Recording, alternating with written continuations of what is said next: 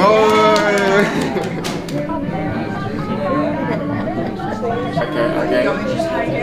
Oh, very nice.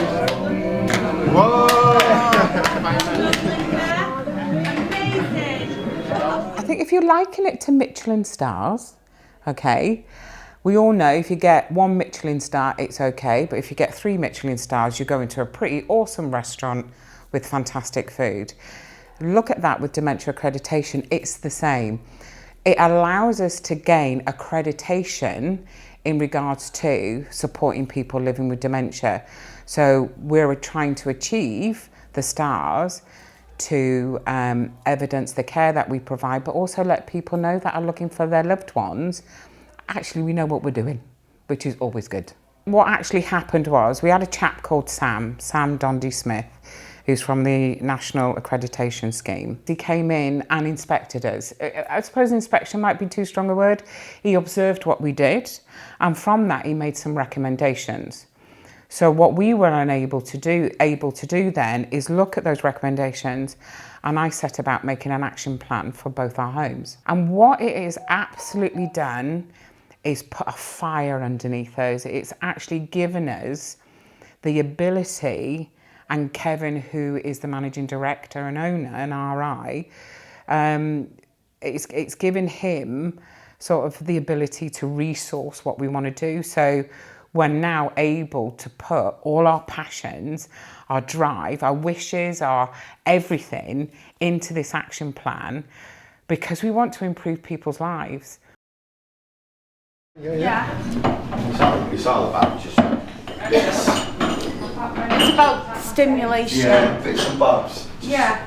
So it doesn't have to be anything specific. I generally tend to put lots of different stuff that they can, like colouring books, word searches, and then lots of fidget bits. The fidget bits are the ones that they tend to go to more often.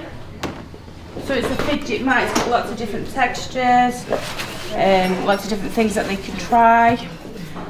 These are good for people that can't really verbalise, they're not able to play board games, but they can feel the different textures and they can do all the different activities with the different ribbons and stuff.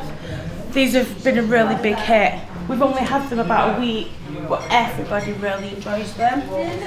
And we've also got these are for people also with sensory. They've got different things on them, different textures. And this one's got marbles in. It just gives them something to use their hands with.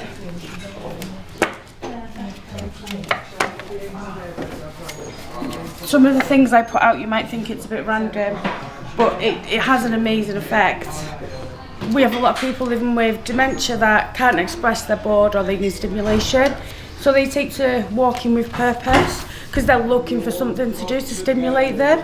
And before we used to do this, we used to have a lot of resident-on-resident altercations because they would invade personal space.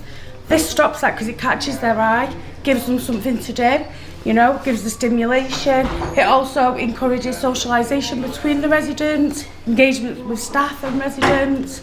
So if we can see that somebody's becoming particularly restless, we can move to the scene and like disengage them with something different, give them a good point of distraction.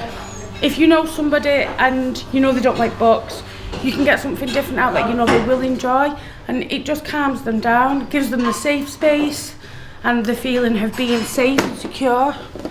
So the scene really helps.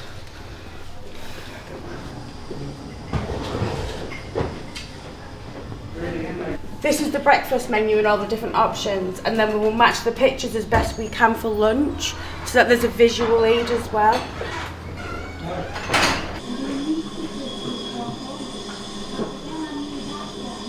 I remember when we first got this, we sat with a lady from Penryn Deirdre, and she was saying who the neighbours were. Oh, I know that lady who lives in that house. She always used to never forget to bring her washing in. You know, bringing back memories, having a place to see, and then everyone waves at you. So this is a really good distraction for somebody that is constantly wanting to go home. Somebody that goes, you know, I want to go home, I want to go home. instead of saying, oh no, you can't go home, what we tend to do is, come on then, let's jump on the next train. So it's bringing them out of their current mood where they want to go home and they're not feeling safe, to go, okay, let's go home, and we'll come here and then we'll sit here, and then it feels like you're going home. Sometimes when they say they want to go home with the dementia, sometimes they don't mean they want to go home, or they'll just mean they want to go somewhere. So yeah, we just need activities and something to occupy them. So bringing them to the train bit, we'll even print out like fake little tickets for the conductor and stuff like that. Just sitting here, being part of it, witnessing it, does distract them, but also feels like they're going somewhere.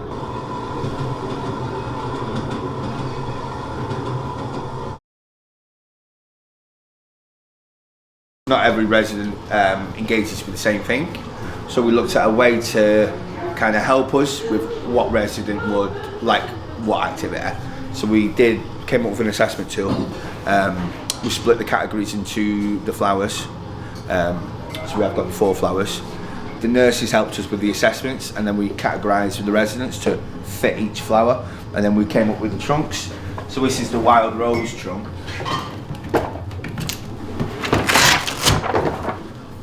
So we did the assessment, and then the residents who fit that kind of activity level, and then we bought and gathered all different activities that will fit that category, and split them into the trunks. So we've got trunks with all the activities that will fit them. They might go across a couple of different flowers. Some people might be assessed for like two or 3, but it does help with down here.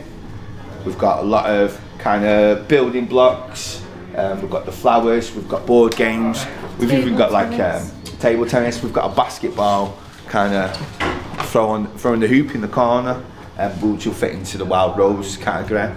But we've also got categories and trunks that we use upstairs for our residents who are assisted in bed.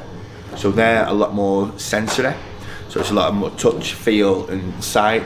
So nobody's left out. They're just assessed to a different kind of activity level. So we'll still use that and engage every resident that lives here with the stuff that we can use, and that has a benefit to them. It hasn't made it easier. It's still quite a challenging job, but it's definitely given us a new outlook. It's definitely provided us with tools to be able to support people in a person-centred way. And I think the biggest part of the training was like, we get to know people. The more we know about them, the more we can support them, you know. And a lot of the training was based around the approach, how you approach somebody, you know, like I go around and say hello to everybody 20 times a day, like it's the first time I've seen them. That's what we was trained, and it really works. If you walk into a room and say good morning to everybody, they all come alive and they're like, good morning. They know that they're included, you know. So yeah, the training's been absolutely amazing. It's given us so many tools to work with.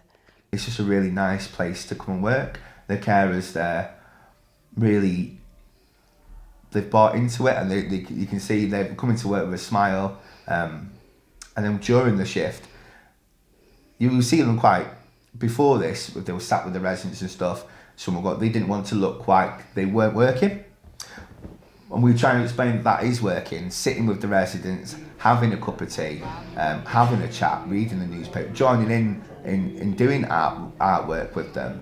That is work, that is their role. And that has made their jobs a lot nicer, a lot more fulfilling, because they can see they're making a difference, more than just a task, this and this. So yeah. We're extremely proud and we're extremely happy into what we're doing, and it feeds into the commissioning side of things, because people want to come and live with us because we give good care, into our stakeholders, with our families, with the care inspectorate, the local authority, you know, the health board. They know that we are good at what we do. I thought, I looked at it and I said to myself, that is a crocodile with a jetpack on its bum. There you go. Do you want to draw me?